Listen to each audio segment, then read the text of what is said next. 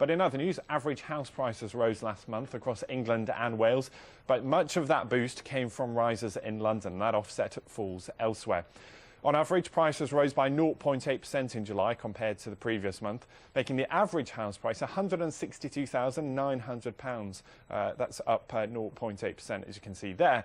In London, prices rose 2.7%, taking them to £367,785.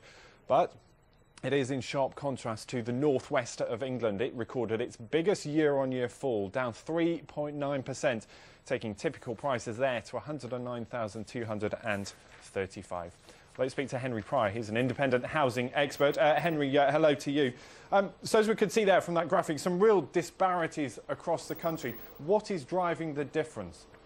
Well, I think that perhaps most important for people to understand is the difference, or the yawning gap, that's developing between average asking prices, which were reported to be up 2% year-on-year just last week, and today's figures, which confirm sale prices having remained broadly flat across the whole of the UK. But they do mask, as you rightly point out, extraordinary divergence between the very busy, popular and frothy market of London and the South East, where sale prices have risen considerably over the last 12 months, and other parts of the country, most notably the North East, who have seen the housing market very much in the doldrums. I think one of the things we need to be careful of as we go forward through the remainder of this year is that the housing market is at a particularly sensitive time in the cycle. We're seeing transaction volumes now down at almost drought levels, with just 74,000 houses selling in July this year. That compares with roughly 148,000 that sold in July 2007. So now is not a great time,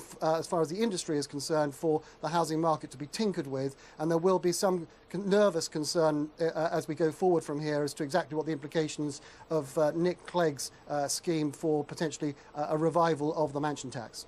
Now, interestingly, of course, if you're already in the housing market, you might say that things aren't too bad, but it is always first-time buyers who tend to bear the brunt of this.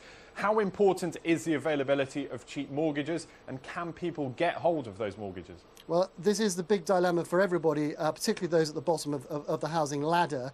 We've seen reports over the last 72 hours that mortgages have become more affordable, and indeed, when you look at the headline numbers, that is the case. What they haven't become, I'm afraid, is any more accessible, and what we're hoping we're going to find as a result of pressure being brought to bear by the Chancellor of the Exchequer and the government in general is that lenders are going to be, if necessary, strong-armed to get back out there and lend money, make money more available, and to reduce the extremely high levels of deposits that are required by buyers, not just first-time buyers, but those moving on through the market, in order to be able to inject some liquidity into the housing market. Our biggest problem at the moment remains that there are roughly 2 million people, perhaps prisoners in their own home, unable to move forward because the equity that they put down when they bought in 2007 and 2008 has evaporated, with house prices across the country down by roughly 15% across that sector. They are not able to scrape together the huge deposits required, normally 25% from lenders, that they need to provide today in order to be able to effect a purchase and move on with their lives. Henry, really briefly for us, if you drill down into these numbers, a huge rise in people buying houses over £2 million. Who are these people? It's a staggering increase. We saw a fall of 40% last month, i.e. in April, of the number of houses selling across England and Wales over £2 million. It wasn't a great deal of surprise because, of course, we had the introduction of some sweeping changes to stamp duty land tax. But what is surprising in these latest figures is that the rebound, 151% increase in the number of expensive, top-end trophy properties that have changed hands in May this year, is going to give some cause for concern amongst those who have predicted a serious blow to the housing market. Henry Pryor, good to talk to you as always. Thank you very much indeed.